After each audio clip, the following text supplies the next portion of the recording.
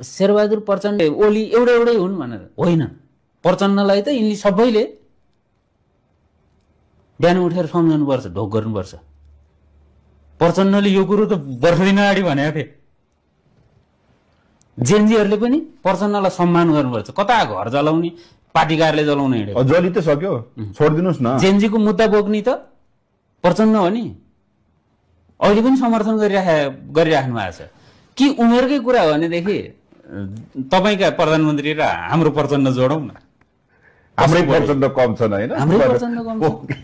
त्यसैले प्रचण्ड दूरदृष्टि राख्ने यो देशको नेता हुन्। स्वाभाविक रूपमा केही समस्याहरू उनका नि छन्, कमजोरीहरू उनका नि छन्। म एकदम के अरे तपाईँको चोखो भन्दिनँ, तर यो सबैको भविष्यवाणी त भइसकेको थियो नि। हैन, उनीले गरेका थिए, खबरदारी गरेका थिए, अपील गरेका थिए, सरकारलाई घचघचाएका थिए, दीर्घकालीन सोच चाहिँ राखेका थिए। यस्तो थियो भन्ने थियो। त्यो दीर्घकालीन सोच राख्ने, घचघचाउने, अपील गर्ने, एजेन्डा मिल्ने नेतालाई एउटै क्याटेगोरीमा राखेर हेर्न मिल्छ? हुन्छ? अनि यो जेनजी युवाहरूले त झन् बढी बुझिया हुनुपर्ने हो नि।